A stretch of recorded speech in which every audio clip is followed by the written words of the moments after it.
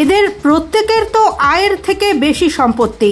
মঙ্গলবার সল্টলেকে বিজেপির কার্যালয়ে দুপুর 12টা নাগাদ সংবাদ মাধ্যমের মুখোমুখি হয়ে এমনটাই বিস্ফোরক মন্তব্য করলেন রাজ্য বিধানসভার বিরোধী দলনেতা শুভেন্দু অধিকারী।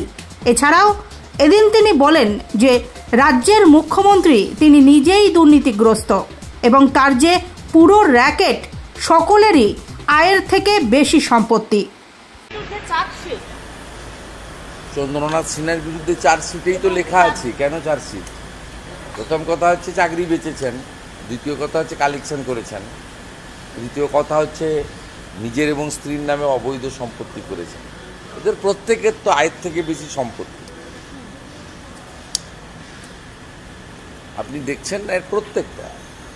এই রাজ্যের মুখ্যমন্ত্রী নিজে দুর্নীতিগ্রস্ত এবং তার যে পুরো র্যাকেট, তার পরিবারের লোক থেকে শুরু করে সকলেই আয়ের থেকে বেশি সম্পত্তি। শেষ পর্যন্ত শাস্তি হবে, মানে বারবার এই ডাকি কোথায় ডাকাডাকি?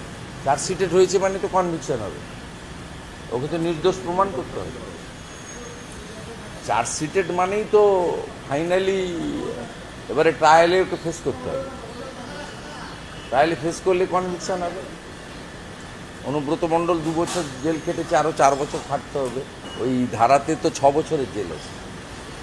গতকাল মোদি আসলেন, এই রাজ্যে আসলেন এবং যে সময়টা আসলে ওটা অত্যন্ত গুরুত্বপূর্ণ। একদিকে নেপাল অশান্ত, বাংলাদেশের পরিবর্তন হয়েছে। এবার কি তাহলে উত্তর পূর্বে কোনো একটা বড় ঘটনা? না, এগুলো নিয়ে এক্সটার্নাল অ্যাফেয়ার্স নিয়ে বলার দায়িত্ব আমার নয়, আমাদের উচিত নয়। দেশে খুব শক্তিশালী প্রধানমন্ত্রী আছেন, ওনার উপর আস্থা রাখুন।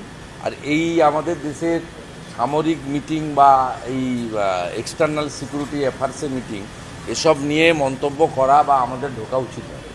আপনি গতকাল অমিত শাহর সঙ্গে দেখা করলেন, এক্স হ্যান্ডেলেও পোস্ট করেছেন। আপনি যে কতগুলো পুজোর উদ্বোধন করবেন বা কিছু কি ঠিক আছে?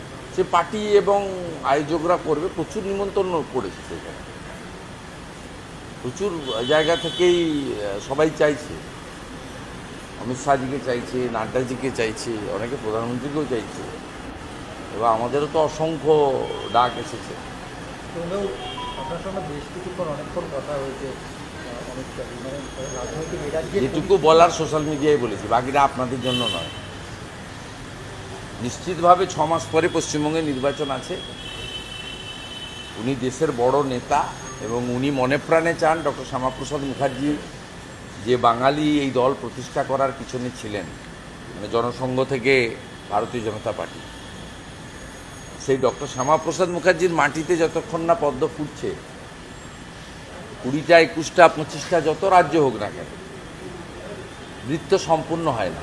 স্বাভাবিকভাবে প্রত্যেকেই রাষ্ট্রীয় নেতারা প্রত্যেকেই ইন্টারেস্টেড যে 3 থেকে যদি 77 হয়, 77 থেকে কেন 177 হবে না? যদি বিজেপির 10% ভোট বাড়তে বাড়তে 39-40%-এ গিয়ে দাঁড়ায়, তো 40% ভোটটা কেন 45% করা যাবে? এটা তো স্বাভাবিকভাবেই সকলেই ইন্টারেস্টেড, এটা তো বাইরে বলার জন্য নয়। মমতা ব্যানার্জিকে যেতে হবে 26, এইটুকু আমি আপনাকে বলে দিলাম। কোনো শক্তি নেই ওনাকে এই নির্বাচনে রক্ষা করে। গণতন্ত্রে জনতা জনার্দন শেষ কথা। আপনি ব্যক্তিগতভাবে বুম ছাড়া, ক্যামেরা ছাড়া, সাংবাদিক পরিচয় ছাড়া আপনি রাস্তাঘাটে বাজারে ডেকে 10টা সাধারণ প্রান্তিক মানুষকে জিজ্ঞেস করুন, যারা লুক বদল করেছে তাদের নয়। পশ্চিমবাংলায় একটা প্যান্টকে 3 বার সেলাই করে পরে এরকম যুবকের সংখ্যা কিন্তু অনেক, ক্রোড়স। আপনি ডেকে জিজ্ঞেস করুন যে রাজ্যে 2,15,00,000 বেকার, 9 বছর পরে এসএসসির পরীক্ষা হয়, তাও সুপ্রিম কোর্টের নির্দেশে। এই রাজ্যে মানুষ পরিবর্তন চায় এবং পরিবর্তনটা বিজেপির হাত ধরেই চায়, কারণ বিজেপি একমাত্র বিশ্বাসযোগ্য বিকল্প। তার কারণ বিজেপি পরিচালিত রাজ্যগুলিতে যেই ব্যক্তিদের দ্বারাই মন্ত্রিসভা নিয়ন্ত্রিত হোক না কেন, পুরো নজরদারিটা থাকে নরেন্দ্র মোদীজির। এবং নরেন্দ্র মোদীজির দেশপ্রেম, জনগণের প্রতি তার যে মমত্ব এবং একাত্মতা এবং সর্বোপরি তার যে অনেস্টি এবং ট্রান্সপারেন্সি, এটা নিয়ে তার বিরোধীরাও কখনো তার বিরুদ্ধে কোনোদিন আঙুল তুলতে পারেননি, ভবিষ্যতেও পারেন। শুভেন্দুদা, যাদবপুরে তো খুনের মামলা দায়ের হলো, এবার যাদবপুর থানা তদন্ত করবে ছাত্রী খুন হয়েছিল কি বাবা ও সব চাপা পড়ে যাবে। রানাঘাটের ছেলেটার কি হয়েছে আপনারা এই 3-4 দিন হইচই করেন, তারপরে তো সব ভুলে যাবে। রানাঘাটের ছেলেটা এখনো বিচার পায়নি কেন? একটা তফসিলি পরিবারের ছেলে, ওর বাবা সাধারণ একটা সমবায় সমিতির ম্যানেজার, সেটা নিয়ে কেন করেন না? অত্যন্ত দরিদ্র বাড়ির ছেলে, একটা সাধারণ নিম্নবিত্ত বাড়ির ছেলে পড়তে এসে তাকে র্যাগিং করে মেরে দিয়েছিল। আমি আপনাকে বলছি বিজেপিকে আনতে হবে পশ্চিমবাংলায়, যদি যাদবপুরকে মূল স্রোতে ফেরাতে হয় এবং যাদবপুরের হিতগৌরব ফিরিয়ে আনতে হয়। প্রচণ্ড আবর্জনা হয়েছে এবং সেই আবর্জনাটা বিষাক্ত।